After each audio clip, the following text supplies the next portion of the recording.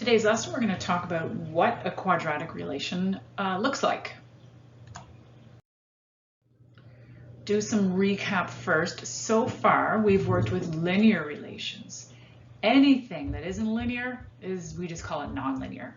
That's all we have talked about so far.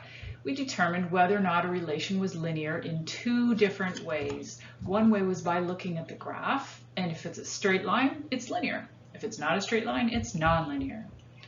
Another way is to look at the equation, and the equation won't have any exponents, so it might look something like this. This was more like our two forms that we've done, standard form and slope y-intercept form, or y equals mx plus b form. So you're pretty familiar with these two forms here. These are linear. So which of the following are linear relations? This is still recap, remember. Out of these three equations and this graph, what here is linear? So first of all, the graph. Is that graph linear? Is it a straight line? No, this is not linear, so we're going to just say nonlinear. Nonlinear. How about this first equation? Is it linear? Yes, this one is linear. It's in our y equals mx plus b form, or slope y-intercept form. So the slope is negative 3.6. That's your slope. The y-intercept is a 1/2. How about the next one? Is this one linear?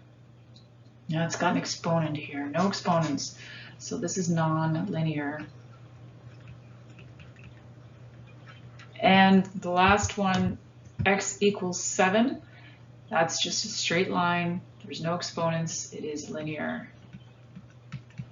So now that we kind of have reviewed what's linear and what's not linear, let's get into another type of function, it's called. So instead of just having linear and nonlinear, let's expand this nonlinear a bit and see what something else might be. So this is new, quadratic relations. We can determine whether or not a relation is quadratic with the same two methods. We can look at the graph. So in this case, it's going to have a U shape, or like an inverted U shape. That's called a parabola. When you see this shape, we call it a parabola. When we see a line, a straight line, we call it linear. When we see this shape, it's called a parabola. And we can look at the equation as well to tell if it's quadratic. It's got an x squared in it, or it could have two x's in it if it's in factored form. And we did lots of practice of factoring, right? This is a factored expression, but there are two x's, 1, 2. So if we expanded this out, x times x is x squared. So x squared tells me it's going to be quadratic. And here's an x squared. This is standard form. This would be the type of question previously you would be told, factor this. So this one has an x squared in it, so this is quadratic. So these are the two ways we can tell that something is quadratic, by looking at the graph or looking at the equation. So which one of these are quadratic relations? This graph, does it match this? If we're looking at the graph, is this shape? It is. This shape is called a parabola. So this is definitely quadratic. So this is opposed to linear. So before we had linear, nonlinear. So this is nonlinear, but we now have a name for it. We're not just going to say everything is either linear or nonlinear. Now we can say linear or quadratic or nonlinear. So this is quadratic. What about the first equation here? Well, I only see one x, but because of this power of 2, that means technically if I just take the bracket part and write it out twice, which is what the power of 2 means, then there are actually two x's. So this one is quadratic. Quadratic. How about the second one? Yeah, we've got, again, an x squared there. So yes, this one is quadratic. Third one, do we have, so look up here at your definition again, looking at the equation, there it's x squared, or there's two x's in factored form. So this has only one x, so it's not quadratic. What it is linear. So this one is non-quadratic, not quadratic, but we know that this one is actually linear.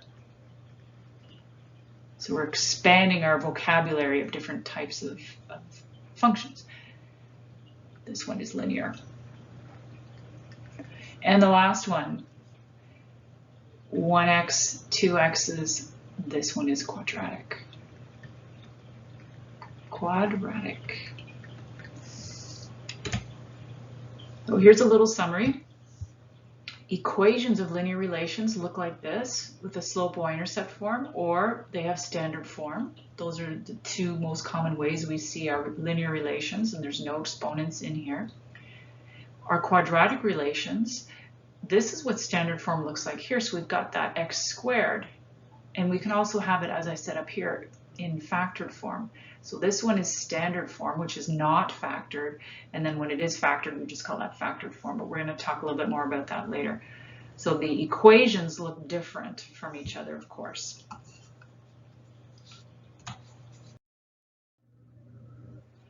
So example 1, it's actually our only example. We've got the path of a baseball that was hit during a game, and it was studied and the following data collected. So at time 0, so someone was out there at the baseball game with their stopwatch. At time 0, the ball was at a height of 1 meter above the ground. And that would just be because when the ball is hit by the baseball bat, that's how high it is above the ground at that moment, 1 meter above the ground. Half a second later, it's up 20 meters, and so on.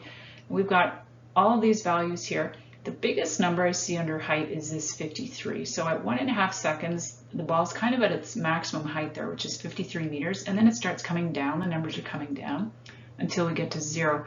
So at 3 seconds, the height of the baseball is 0, meaning at 3 seconds, it's back down on the ground again. We're going to graph the data on this grid, and it's important to label the axes carefully. So I've got independent down here. This is normally our x-axis, and this is our dependent here is our y. So right here on independent, usually when you're given a chart, it's the first column is going to be your chart. And anytime it's time, time is always going to be your independent variable.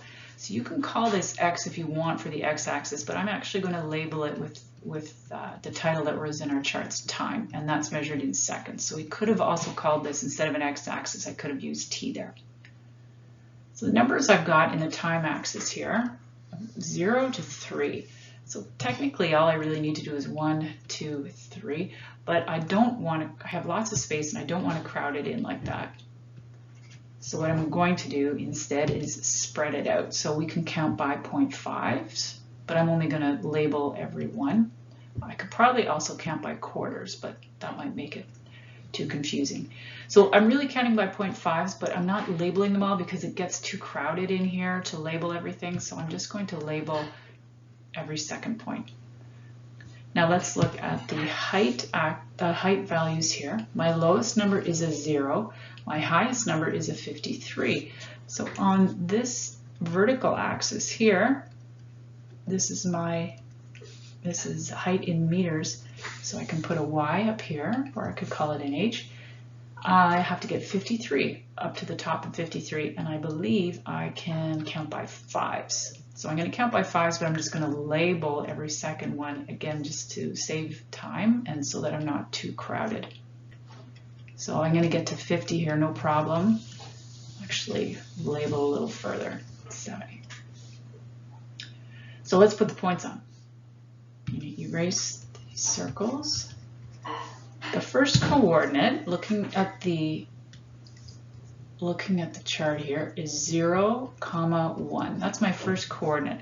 That's kind of hard to graph. 0, 1 is right down here on the y-axis. It's maybe there. Remember, I'm counting by 5s on the y-axis. My next point, 0.5 and 20, that's easier to graph. So 0.5 and 20, that fits nicely. The next coordinate is 1 and 42, and I'm going to kind of guess at where that 42 is. Then I have 1.5 and 53. Again, I'm kind of guessing at the 53. Then I have 2 and 41.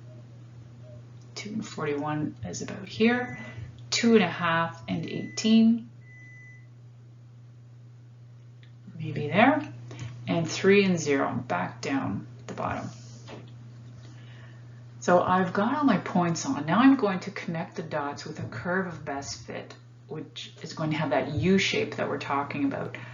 So the U shape, I'm not going to just draw a straight line in between each point here, make a bunch of zigzaggy points or straight angled points. This is not connect the dots. This is going to be a smooth curve, and I may not even hit all the dots, but I want to make that kind of upside down U shape there. So I'm going to start at the vertex and just do one. I'm going to start at the top and just do one side at a time, and I don't have to hit all the points. But I just want to make sure that it's smooth and kind of U-shaped there. Now I'm going to fix that side. I think that's too far away from where I should have landed, so let me do that again. Go back and try to make that a little better this time. Okay, it's a little better. So it's just a U shape. The data on the graph appear in the shape of a what? What do we call it? It starts with a P. What do we call this word, this shape? It's called a parabola. Parabola, exactly how it sounds, parabola.